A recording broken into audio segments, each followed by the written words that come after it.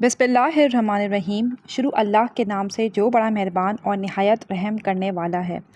فجر کی 2 سنتوں کے بعد قرآن کی یہ سورت جو پڑھتا ہے، اللہ سے جو دنیا کی قیمتی چیز مانگے گا، اللہ تعالیٰ خوشی سے عطا کر دیتا ہے۔ محترم ناظرین، قرآن پاک کی یہ سورت جو شخص فجر کی 2 سنتوں کے بعد پڑھتا ہے، فرشتے اسے گھیر لیتے ہیں۔ ناظرین، قرآن پاک کی سب سے پرسکون اور آنکھوں کو روشن کرنے والی صورتوں میں سے یہ صورت آپ کو اللہ کے قریب کر دیتی ہے۔ یہ صورت غریبوں کو امیر، بیماروں کو صحت مند اور حاجت مندوں کی حاجت کو پورا کرتی ہے۔ یہ صورت پڑھنے والے سے اللہ تعالیٰ بے حد خوش ہوتا ہے۔ اگر کوئی صبح پڑھے تو فرشتے دن بھر اس کی حفاظت کریں گے، اور اگر رات کو پڑھے تو فرشتے ساری رات اس کی حفاظت کریں گے۔ یہ خاندان میں اتفاق کو برقرار رکھنے اور کسی بھی قسم کی تنازعات کو دور رکھنے میں بھی مدد کرتی ہے۔ یہ صورت مال اور ملازمت کے لیے قیمتی شے ہے۔ جیسا کہ ہر کوئی اپنی زندگی میں کامیاب ہونا چاہتا ہے، ہر کوئی امیر کبیر بننا چاہتا ہے، تو اس صورت کو روزانہ 1 مرتبہ صبح کی نماز کے بعد لازمی پڑھیں۔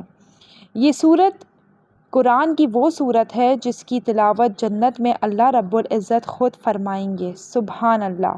صحیح مسلم کی روایت میں ہے کہ رسول اللہ صلی اللہ علیہ وآلہ وسلم نے فرمایا، جو شخص فجر کی نماز پڑھ لیتا ہے وہ اللہ کے ذمے میں آ جاتا ہے، یعنی جو شخص نماز فجر کا فریضہ ادا کر لیتا ہے وہ اللہ کی حفاظت میں آ جاتا ہے اور اسے کوئی بھی نقصان نہیں پہنچا سکتا۔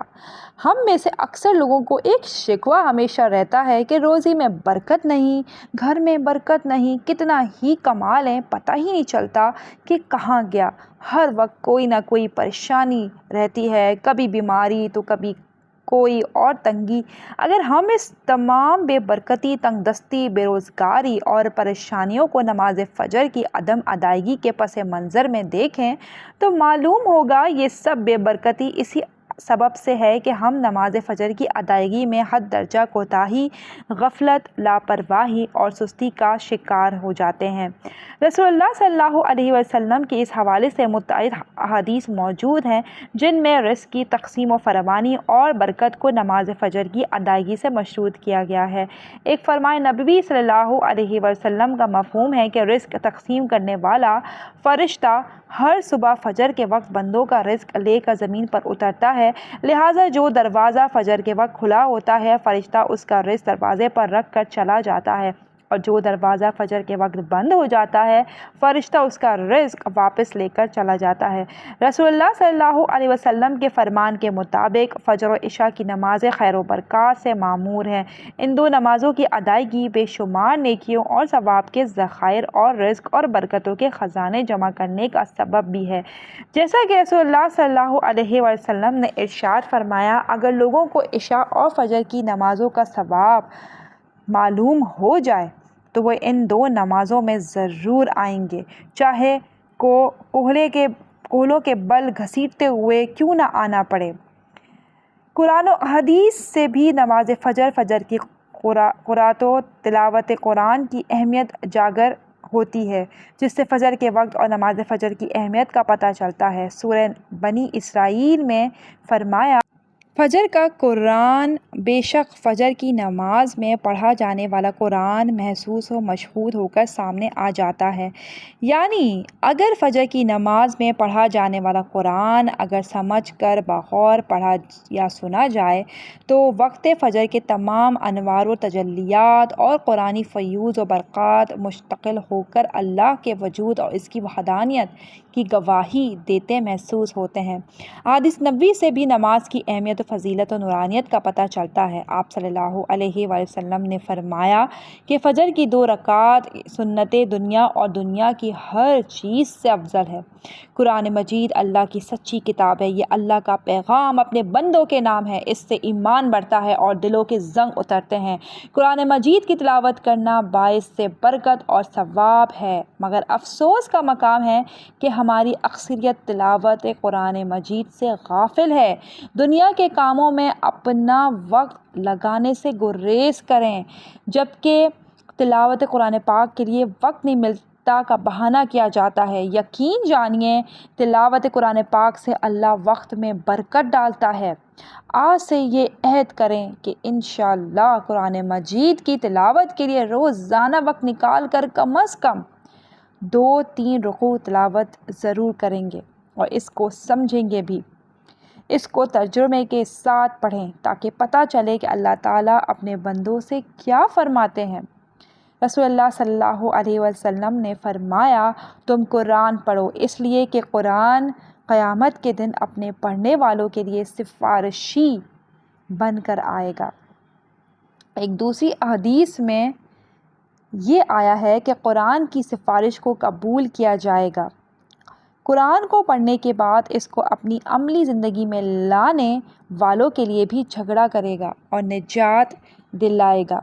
رسول اللہ صلی اللہ علیہ وسلم نے فرمایا، قیامت کے دن قرآن اور قرآن والے جو اس پر عمل کرتے تھے ان کو لایا جائے گا۔ سورۃ البقرہ اور آل عمران پیش ہوگی اور اپنے پڑھنے والوں کی طرف سے جھگڑا کرے گی۔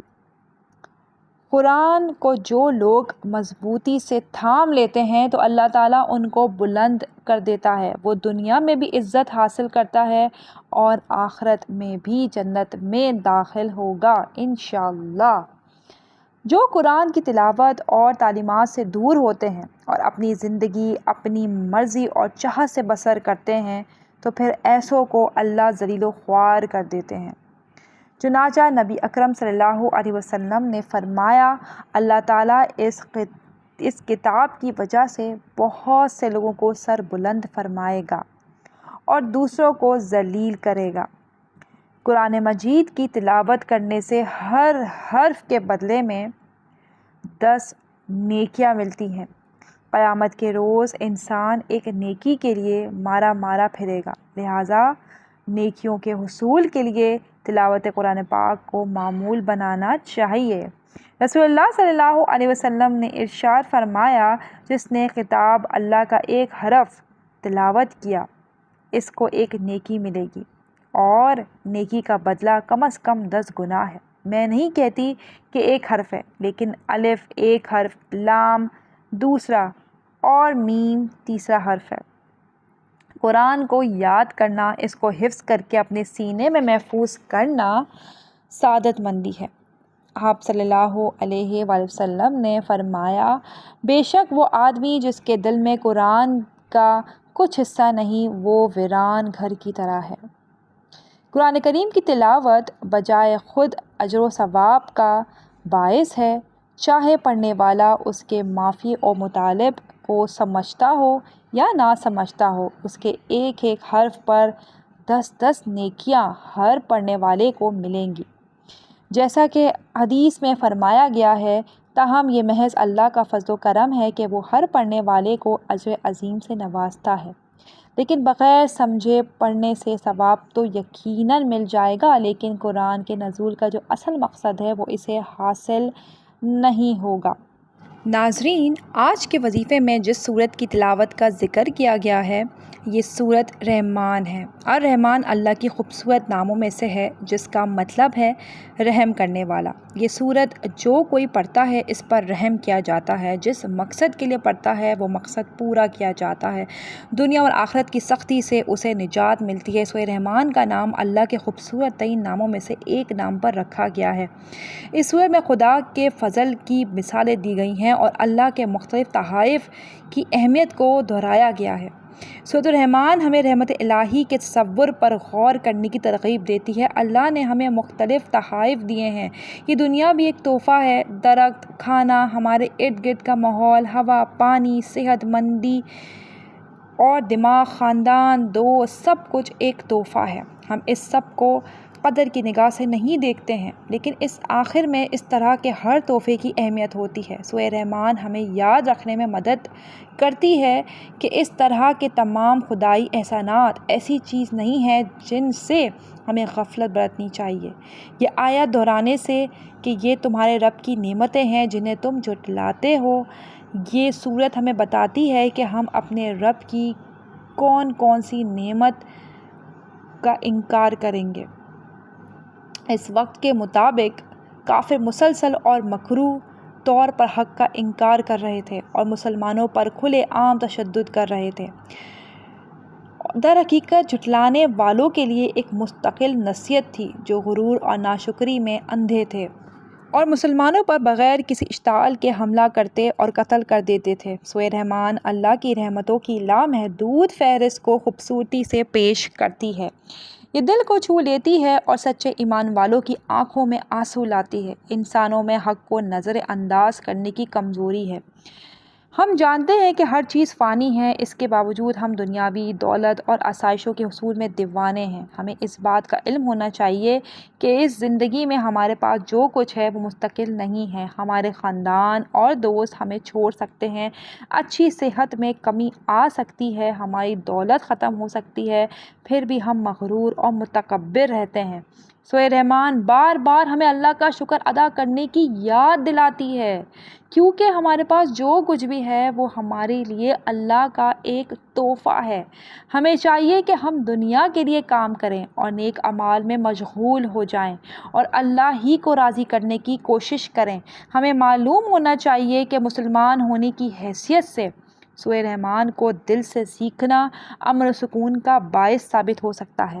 اپنے آپ کو اللہ کے مختلف احسانات کی یاد دلا کر ہم تناؤ اور ذہنی دباؤ کا مقابلہ کر سکتے ہیں اور اپنے ایمان کو بھی مضبوط کر سکتے ہیں۔ محترم ناظرین، آپ بھی صبح فجر کی نماز کے بعد ایک مرتبہ اس سورت کو روزانہ لازمی پڑھیں۔ انشاءاللہ پورا سال اللہ پاک آپ پر رحم فرمائیں گے۔ جس پر اللہ پاک رحم فرما دے اس پر پوری دنیا رحم کرتی ہے، پوری دنیا اس سے پیار کرتی ہے، کائنات کی ہر چیز اس سے پیار کرتی ہے۔ تو آپ بھی اس عمل کو لازمی کریں، انشاءاللہ آپ کے سب کام آسان ہو جائیں گے۔ اللہ تعالیٰ سب کو اپنی رحمت کی سائے میں رکھے، آمین۔ ناظرین، گزارش ہے کہ اللہ تعالیٰ کے 99 ناموں میں سے کوئی ایک نام لکھ کر کامنٹ میں ضرور شیئر کریں۔ اللہ تعالیٰ ہم سب کی دلی خواہشات کو اور مرادوں کو قبول و منظور فرمائے۔ ناظرین، امید کرتی ہوں کہ آج کی ویڈیو آپ کو ضرور پسند آئی ہوگی۔ اب میں آپ سے نیکسٹ ویڈیو ملوں گی، جب تک کے لیے اللہ حافظ، ٹیک کیئر۔